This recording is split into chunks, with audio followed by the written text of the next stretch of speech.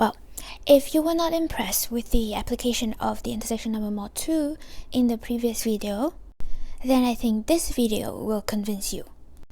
In this video, we are gonna use intersection number mod 2 to count the sizes of the fibers of a map. This allows us to say something about the zero set of a function, because the zero set is just the fiber over 0. In particular, we will prove half of the fundamental theorem of algebra. We will show that every complex polynomial of odd degree has a root. Alright, so first thing first, how does intersection number have anything to do with fibers of map? Well, recall in our definition, if we are given a map F and a submanifold Z here in the codomain that is transversal to F, then the intersection number between F and Z is just the size of the preimage of Z, right, up to modulo 2.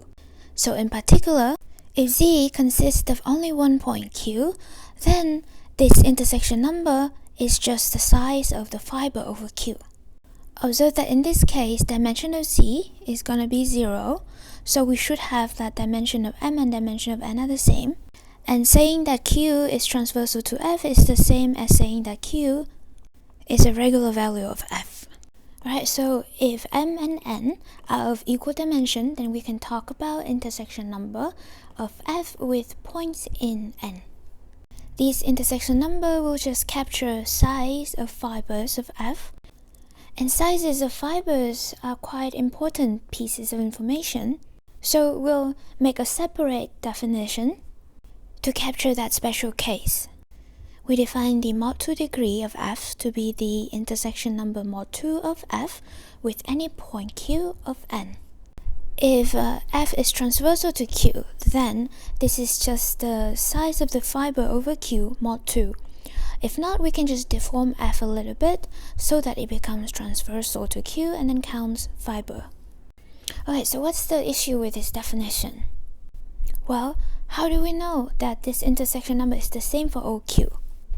Maybe it could be even for Q and then odd for some Q prime.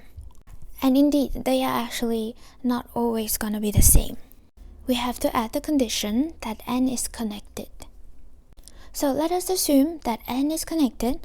Now let's show that this intersection number is going to be constant as Q vary over this codomain.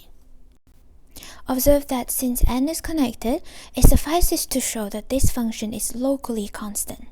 A locally constant on a connected space must be constant. Thus we need to show that given any point Q in N, there must exist some neighborhood of Q in N such that this function, this intersection number function restricted to this neighborhood V, is constant. Now, with our loss of generality, we can assume that F is transversal to Q, because we can always deform F so that it becomes transversal to Q, and intersection number is a homotopy invariant. And recall that this, Q being transversal to F, just means that Q is a regular value of F. By property of regular value, we know then that F must look like a covering map on a neighborhood of Q. This means that there must exist some neighborhood V of Q such that the preimage of V under F is a disjoint union of open set UI such that each of these UI maps to V diffeomorphically under F. How many UIs will there be?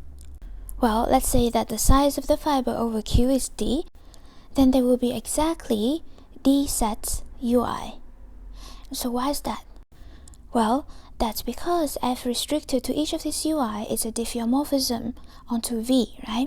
So in particular, there is a unique point in the preimage of Q lying in this UI. So each of these UI contain exactly one point in this fiber, and so the number of UI should be equal to the size of the fiber.